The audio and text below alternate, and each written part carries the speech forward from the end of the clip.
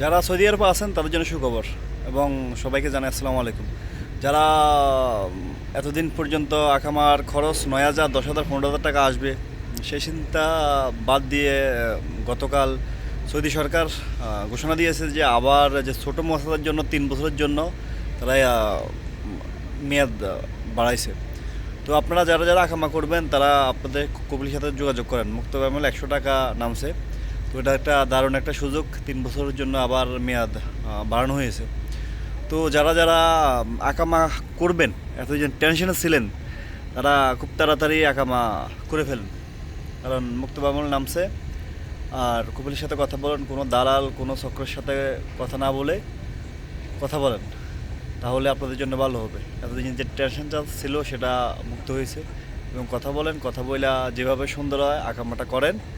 সবার জন্য দোয়া করেই, এবং কি সবাই আমার জন্য দোয়া করবেন যেন আপনাদের সাথে সবসময় থাকতে পারি। আর ভিডিওটা শেয়ার দিবেন এবং লাইক করবেন। আসসালামু আলাইকুম।